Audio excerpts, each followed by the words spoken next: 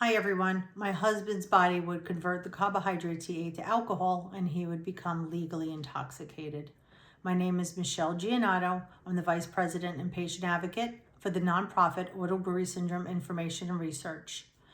Today I'd like to talk to you about mental health when you have auto-brewery or you're a caretaker for someone with auto-brewery.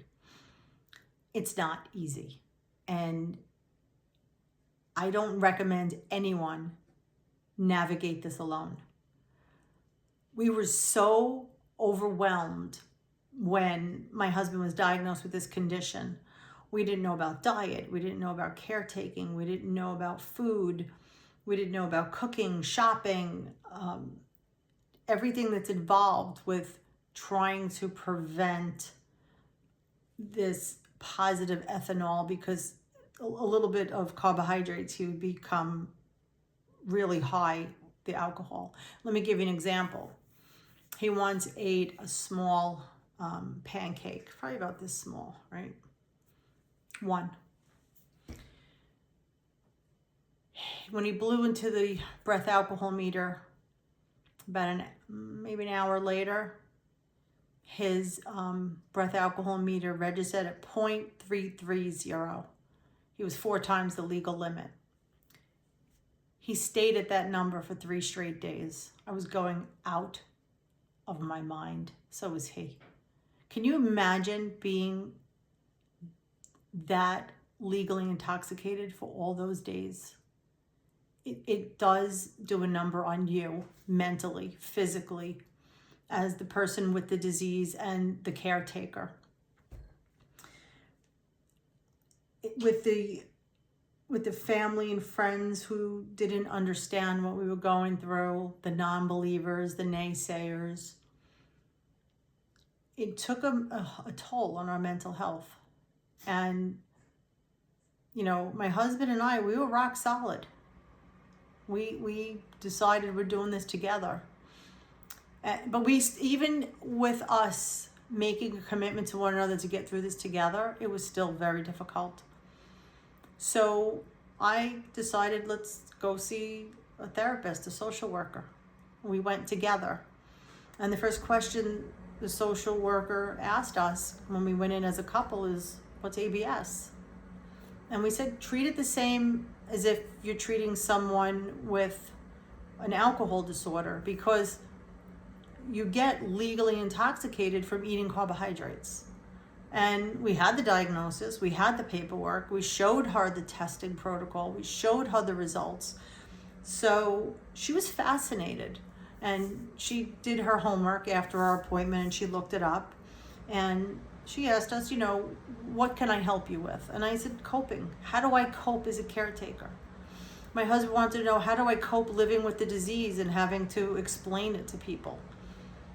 How do we navigate our day-to-day? There was a little bit of depression from both my husband and I, because it was so overwhelming at times. And, there's a lot of anxiety. Like, what if this happens when I'm driving? What if this happens when I'm at a party? What if I'm out and about and, I eat the wrong thing and this happens? And, my husband was very conservative, and he would be embarrassed if this happened, where his body started fermenting. And we also had to learn how to speak to our doctors and inform them, this is what it is. This is how we're dealing with this. And she taught us, the therapist, these coping skills and how to communicate and how to advocate for ourselves. And a lot of people who have ABS, they say, why me? Why me? I get it. I said, why did my husband have to have it, right? I don't know. Maybe there was a higher purpose for us. But we embraced it, we took it on, and we tried our best. And that's all you can ask when you are a caretaker or have ABS. And I used to call my mother every day crying, every single day. And I would tell her, I don't know how long I could do this. I don't know how I could. And my mother would say, live 15 minutes at a time. And I thought, okay, 15 minutes isn't bad. And I waited for those 15 minutes to pass, and we'd get through those 15 minutes. And then my mother said, okay, now make it 30 minutes, live 30 minutes at a time. And when you take it in smaller bites, you get through the day, especially when there's positive ethanol and you're trying to deal. The mental health takes a big toll, especially for the person who has it. They're frustrated, they're angry, they're embarrassed that their bodies are doing this because they know people are talking, they know people are, behind their back.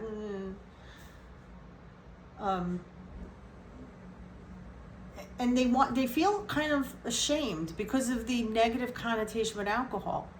But I remember one day I said to my husband, you have diabetes, right? You're a type 2 diabetic? He said, yeah. Are you embarrassed to talk about that?